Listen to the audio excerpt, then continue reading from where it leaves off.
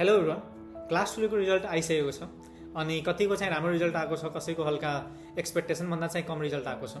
So निराश चाहिँ नहुनु होला, किनभने एउटा कुरा चाहिँ याद राख्नु होला, क्लास 12 को रिजल्टले चाहिँ तपाईँको फ्युचर चाहिँ डिसाइड गर्दैन। अब तपाईँको ब्याचलर्स चाहिँ कस्तो हुन्छ अनि तपाईँ ब्याचलर्समा चाहिँ कहाँ जानुहुन्छ, त्यसले चाहिँ तपाईँको फ्युचर चाहिँ डिसाइड गर्छ। सो ब्याचलर्सको डिसिजन चाहिँ कसरी लिने र के गल्ती चाहिँ गर्नु हुँदैन डिसिजन लिने बेलामा, त्यो सबै कुरा चाहिँ आजको भिडियोमा एक्सप्लेन गर्छु। किनभने अहिलेको कन्डिसनमा चाहिँ धेरै कन्फ्युजन चाहिँ तपाईँको दिमागमा चाहिँ भइरहेको छ कि कहाँ जाने, इन्डियामा पढ्ने कि नेपालमा पढ्ने कि के गर्ने। सबभन्दा पहिलो र सबभन्दा कमन मिस्टेक चाहिँ कि साथीको पछि चाहिँ नलाग्नु होला। मेरो साथी चाहिँ BCA, BBA, इन्जिनियरिङ अथवा अरू कुनै ब्रान्च अथवा अरू कुनै ठाउँमा पढ्दैछ भने म पनि त्यही कलेजमा चाहिँ जान्छु भनेर त्यस्तो चाहिँ नगर्नु होला। किनभने तपाईँको इन्ट्रेस्ट र तपाईँको साथीको इन्ट्रेस्ट चाहिँ भिन्न हुनसक्छ, अलग हुनसक्छ र तपाईँको गोल, तपाईँको इन्ट्रेस्ट, तपाईँको स्किल अलग अलग हुन्छ। सो आफ्नो साथीको पछि लागेर आफ्नो करियर चाहिँ बर्बाद नगर्नु होला, किनभने यो चाहिँ तपाईँको करियर हो अनि यसमा चाहिँ तपाईँको इन्ट्रेस्ट चाहिँ हुनु। यो मुभी चाहिँ होइन कि तपाईँ सँगै जानुहुन्छ र त्यहाँ चाहिँ इन्जोय गर्नुहुन्छ।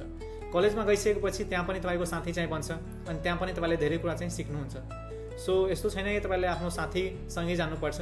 यदि तपाईँले आज चाहिँ कम्प्रोमाइज गर्नुभयो भने तपाईँको फ्युचर चाहिँ अन्धकारमा जान्छ। पछि रिग्रेट गर्नुहुन्छ कि मैले आफै डिसिजन लिएको चाहिँ राम्रो हुन्थ्यो, साथीको पछि नलागेको भए मैले चाहिँ आज अर्को ठाउँमा हुन्थेँ र मैले चाहिँ राम्रो गरिरहेको हुन्थेँ, किनभने त्यसमा चाहिँ मेरो स्किल थियो, मलाई इन्ट्रेस्ट थियो र मैले चाहिँ त्यो बन्न चाहन्थेँ। अनि अर्को गल्ती चाहिँ के छ भने तपाईँले चाहिँ बिल्डिङ अथवा मार्केटिङ हेरेर चाहिँ कुनै पनि कलेज चाहिँ जोइन नगर्नु होला। तपाईँले यो हेर्नुपर्छ त्यो पार्टिकुलर कलेज अथवा युनिभर्सिटीमा चाहिँ तपाईँले गर्नु चाहनुभएको कोर्स छ कि छैन, त्यहाँको इन्भाइरोमेन्ट चाहिँ कस्तो छ, कल्चर चाहिँ कस्तो छ, मैले त्यहाँ पढ्न सक्छु कि सक्दैन, र त्यहाँ चाहिँ निस्किसकेपछि त्यो कलेजबाट निस्किसकेपछि मैले चाहिँ कहीँ जब पाउँछु कि पाउँदैन, जबको अपर्च्युनिटी कस्तो छ, इन्टर्नसिपको अपर्च्युनिटी कस्तो छ। किनभने पछि चाहिँ तपाईँको स्किलले नै तपाईँलाई जब दिलाउने हो। किनभने ठुलो बिल्डिङको मद्दतले तपाईँले जब चाहिँ पाउने होइन, तपाईँको स्किलको मद्दतले नै तपाईँले इन्टर्नसिप अथवा जब चाहिँ पाउनुहुन्छ। सो यो कुरा चाहिँ एकदमै इम्पोर्टेन्ट छ र तपाईँले चाहिँ राम्रोसँग रिसर्च गर्नुहोला कलेजको बारेमा, कोर्सको बारेमा, अनि त्यो कलेजको इन्भाइरोमेन्टको बारेमा, अनि त्यसपछि मात्र कुनै कलेज सेलेक्ट गर्नु होला। मात्र बिल्डिङ हेरेर अथवा मार्केटिङ हेरेर अथवा राम्रो ड्रेस हेरेर चाहिँ कुनै पनि कलेज अथवा युनिभर्सिटी चाहिँ सेलेक्ट नगर्नु होला। अनि अर्को गल्ती चाहिँ के गर्नुहुन्छ भने तपाईँहरू चाहिँ स्कलरसिपको बारेमा चाहिँ रिसर्च गर्नु हुँदैन। क्लास 12 पास गरिसकेपछि धेरै अपर्च्युनिटीहरू चाहिँ हुन्छ। अनि नेपालको कुरा गर्नुभयो भने नेपालमा चाहिँ गोर्खा युनिभर्सिटीले चाहिँ स्कलरसिप चाहिँ प्रोभाइड गर्छ इन्ट्रान्स एक्जामको बेसिसमा, र त्यसको फर्म चाहिँ अहिले ओपन नै छ। त्यसै गरी आयो इन्ट्रान्स एक्जामले पनि स्कलरसिप प्रोभाइड गर्छ इन्ट्रान्स एक्जामको बेसिसमा काठमाडौँ युनिभर्सिटी। त्यसै गरी अरू प्राइभेट र डिफ्रेन्ट युनिभर्सिटीहरूले पनि स्कलरसिप चाहिँ प्रोभाइड गर्छन्। र त्यसै गरी यदि MBBSको कुरा गर्नुभयो भने त्यसमा पनि धेरै स्कलरसिप र अपर्च्युनिटीहरू चाहिँ हुन्छ। CEको इन्ट्रान्स एक्जाम हुन्छ, यदि फरेस्ट्रीको कुरा गर्नुभयो भने उतातिर पनि स्कलरसिप चाहिँ हुन्छ। सो डिफ्रेन्ट फिल्डमा स्कलरसिप चाहिँ हुन्छ। जस्तो तपाईँले चाहिँ रिसर्च गर्नु होला राम्रोसँग। यस्तो छैन कि सबैसँग पढ्ने पैसा चाहिँ हुन्छ, किनभने कतिसँग चाहिँ कोर्स चाहिँ राम्रो लागेको हुन्छ, कलेज पनि ठिकै हुन्छ, तर पैसा नभएको कारणले चाहिँ त्यो कलेज अथवा त्यो कोर्स चाहिँ पढ्न सक्दैन। सो स्कलरसिपमा चाहिँ अप्लाई गर्नु होला, धेरै स्कलरसिप चाहिँ हुन्छ, त्यसले गर्दा चाहिँ तपाईँलाई इजी चाहिँ हुन्छ। यदि तपाईँले इन्डियाको कुरा गर्नुभयो भने यदि इन्डियामा पढ्न चाहनुहुन्छ भने इन्डियामा पनि ICSI स्कलरसिपबाट चाहिँ तपाईँ इन्डियामा पढ्न सक्नुहुन्छ। यो चाहिँ इन्डियन गभर्मेन्टले चाहिँ दिने स्कलरसिप हो। अनि यसको बारेमा चाहिँ बुझ्न चाहनुहुन्छ भने तपाईँ मेरो वेबसाइटमा गएर हेर्न सक्नुहुन्छ र मेरो युट्युबमा भिडियो पनि हेर्न सक्नुहुन्छ। ICSI को बारेमा चाहिँ मैले डिटेल भिडियोहरू चाहिँ बनाएको छु। अर्को स्कलरसिप भनेको तपाईँको कम्पेक्ट स्कलरसिप हो। यो स्कलरसिप पनि इन्डियन गभर्मेन्टले चाहिँ दिने स्कलरसिप हो र यसमा चाहिँ तपाईँले स्टाइपन्ड र सबै कुरा पाउनुहुन्छ। र यसको बारेमा पनि बुझ्नु छ भने तपाईँले चाहिँ मेरो भिडियो चाहिँ हेर्न सक्नुहुन्छ युट्युब अथवा फेसबुक पेज, अथवा तपाईँ मेरो वेबसाइट चाहिँ भिजिट गर्न सक्नुहुन्छ। त्यसै लगायत अरू स्कलरसिप चाहिँ हुन्छ। सो यो सबै स्कलरसिपको बारेमा चाहिँ रिसर्च गर्नु होला। र ग्याप इयर डिसिजनको कुरा गर्नुभयो भने धेरै स्टुडेन्टले चाहिँ मिस्टेक गर्छ र 1 सालको ग्याप चाहिँ लिन्छ। ग्याप लिनुभन्दा पहिला चाहिँ तपाईँको गोल र तपाईँको टार्गेट चाहिँ क्लियर हुनुपर्छ र तपाईँको स्टडी प्लान चाहिँ के छ। यस्तो छैन कि तपाईँले भन्नुहुन्छ कि यो पालि चाहिँ यस्तै छ, अर्को पालि चाहिँ म हेरौँला बिस्तारै प्रिपेरेसन गर्छु, त्यस्तो चाहिँ नगर्नु होला। आफ्नो राम्रोसँग पुरै कम्प्लिट प्लान चाहिँ बनाउनु होला।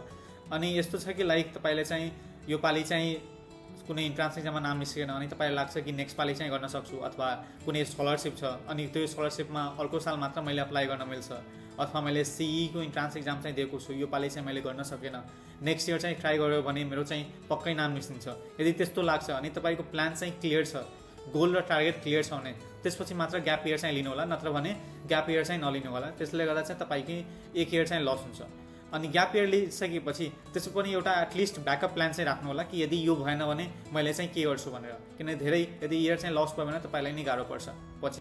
अनि अर्को गल्ती चाहिँ के गर्छन् भने धेरै स्टुडेन्टहरू चाहिँ के माइन्डसेट हुन्छ कि म नेपालमै पढ्छु, त्यो राम्रो कुरा हो। यदि तपाईँलाई लाग्छ कि नेपालमा पढ्छु भने त्यो राम्रो कुरा हो, तर बाहिर चाहिँ यदि अपर्च्युनिटी छ लाइक इन्डियामा यदि तपाईँलाई कुनै स्कलरसिप छ, यदि तपाईँलाई लाग्छ कि यो स्कलरसिपमा चाहिँ अप्लाई गर्दा मलाई ठिक हुन्छ अथवा कुनै इन्डियामा पढ्दा राम्रो हुन्छ भने त्यो अप्सनलाई पनि एकचोटि हेर्नु होला, कन्सिडर गर्नु होला। किनभने तपाईँलाई के पढ्नु मन छ र कहाँ जानु मन छ त्यो कुरा चाहिँ तपाईँको एकदमै इम्पोर्टेन्ट कुरा हो। सो बाहिरको इन्डियामा पनि लाइक कन्सिडर गर्न सक्नुहुन्छ। अनि त्यहाँ पढ्नु छ भने बाहिर चाहिँ यदि तपाईँलाई स्कलरसिप चाहिँ पाइरहेको छ भने बाहिरको अपर्च्युनिटीलाई पनि कन्सिडर गर्न सक्नुहुन्छ। जस्तै इन्डियामा चाहिँ आइसिएसआई स्कलरसिप चाहिँ छ, जुन चाहिँ अहिले मैले भर्खर कुरा गरेँ कम्प्लेक्सको चाहिँ, यदि त्यसमा चाहिँ तपाईँलाई अपर्च्युनिटी चाहिँ पाउँदैछ भने त्यो पनि तपाईँ कन्सिडर गर्न सक्नुहुन्छ। नत्र भने तपाईँले चाहिँ इन्ट्रान्स एक्जाम निकालेर नेपालमा पढ्दा पनि हुन्छ यदि तपाईँको मन चाहिँ नेपालमै पढ्ने छ भने, अनि तपाईँको गोल र तपाईँको टार्गेट चाहिँ क्लियर छ भनेर के गर्नुपर्ने छ मैले फ्युचरमा 4 सालपछि चाहिँ भने नेपालमा पढ्दा पनि एकदमै राम्रो कुरा हो। अनि आफ्नो डकुमेन्टहरू चाहिँ प्रिपेयर गरेर चाहिँ धेरै स्टुडेन्टहरूलाई चाहिँ राख्दैन, किनभने तपाईँको क्लास 2 सकिसकेपछि धेरै स्कलरसिप चाहिँ हुन्छ। अनि त्यसमा चाहिँ तपाईँको क्लास 2को रिजल्ट, त्यसै गरी सिटिजनसिप चाहिँ लाग्छ, कुनैमा पासपोर्ट पनि लाग्छ। पासपोर्ट भनेपछि तपाईँको इन्डिया बाहिर चाहिँ कति स्कलरसिपमा चाहिँ तपाईँको पासपोर्ट पनि लाग्छ। सो आफ्नो डकुमेन्टहरूलाई चाहिँ राम्रोसँग प्रिपेयर गरेर चाहिँ राख्नु होला कि कुनै बेला पनि डाइरेक्ट यदि कुनै बेला जरुरी पऱ्यो भने तपाईँले डाइरेक्ट आफ्नो डकुमेन्ट चाहिँ अपलोड गर्न सक्नुहुन्छ। यदि तपाईँ मधेसी हुनुहुन्छ भने आफ्नो मधेसी प्रमाणित अथवा दलित हुनुहुन्छ, जनजाति हुनुहुन्छ भने आफ्नो डकुमेन्टहरू चाहिँ प्रिपेयर गरेर राख्नु होला कि पछि चाहिँ यदि कुनै स्कलरसिप आयो भने मैले डाइरेक्ट अप्लाई गर्न चाहिँ एकदमै इजी हुन्छ भनेर। अनि अर्को गल्तीको कुरा गर्नुभयो भने कि धेरै स्टुडेन्टहरूलाई चाहिँ सजेसनको लागि धेरैजनासँग चाहिँ सोध्छ, आफ्नो रिलेटिभ, साथी, दाई, दिदी अनि लाइक टिचरहरू सजेसन लिन चाहिँ एकदमै राम्रो कुरा हो। सबैको कुरा चाहिँ सुन्नुपर्छ, तर सबैको कुरा सुनिसकेपछि सबैको सल्लाह लिइसकेपछि चाहिँ कन्फ्युज चाहिँ नहुनु होला। तपाईँले चाहिँ फ्युचरमा के गर्नुपर्ने छ, कहाँ जानुपर्ने छ, के पढ्नुपर्ने छ, 4 साल 5 सालपछि चाहिँ तपाईँ आफूलाई के हेर्न चाहनुहुन्छ र कुन फिल्डमा हेर्न चाहनुहुन्छ र त्यो फिल्ड चाहिँ कहाँ छ, त्यो कुरालाई आफूसँग पनि रिसर्च गर्नु होला। सुन्न चाहिँ सबैको सुन्नु होला, तर त्यो सुनेर चाहिँ कन्फ्युज चाहिँ नहुनु होला। आफूसँग प्रपर रिसर्च चाहिँ गर्नु होला, अनि त्यसपछि मात्र कुनै फिल्डलाई चाहिँ चुज गर्नु होला। यस्तो छैन कि यो अहिले चल्दैछ भने मैले चाहिँ त्यहीमा जान्छु अथवा मेरो साथी चाहिँ उता जाँदैछ भने उतै जान्छु, त्यस्तो चाहिँ छैन। आफूसँग तपाईँले प्रपर रिसर्च चाहिँ गर्नु होला, त्यसपछि मात्र कुनै फिल्डलाई चाहिँ चुज गर्नु होला, नत्र भने पछि चाहिँ तपाईँले नै गाह्रो हुन्छ। सो यो कुरा चाहिँ एकदमै इम्पोर्टेन्ट छ र ध्यान दिनुपर्ने हुन्छ। सो क्लास 2 सकिसकेपछि अब ब्याचलरको डिसिजन चाहिँ तपाईँले राम्रोसँग लिनुपर्ने हुन्छ, आफैले लिनुपर्ने हुन्छ कि तपाईँले 4 सालपछि चाहिँ कहाँ जाने हो अनि कतिको अपर्च्युनिटी छ। किनभने तपाईँको 4 सालले चाहिँ तपाईँको फ्युचर चाहिँ डिसाइड एकदमै गर्छ। अब क्लास 2मा कस्तो रिजल्ट आयो त्यसले चाहिँ हल्का टेन्सन लिएर चाहिँ नबस्नु होला, अनि अगाडिको लागि चाहिँ सोच्नु होला। अनि तपाईँ कुन स्ट्रिमबाट हुनुहुन्छ, like science, management, humanities, art, त्यो चाहिँ कमेन्टमा मेन्सन गर्न सक्नुहुन्छ। र यदि तपाईँको केही क्वेसन छ भने कमेन्टमा सोध्न सक्नुहुन्छ। र यस्तै भिडियोजको लागि च्यानललाई सब्सक्राइब गर्नुहोला र नोटिफिकेसन बेल अन गर्नुहोला। Thank you for watching the video.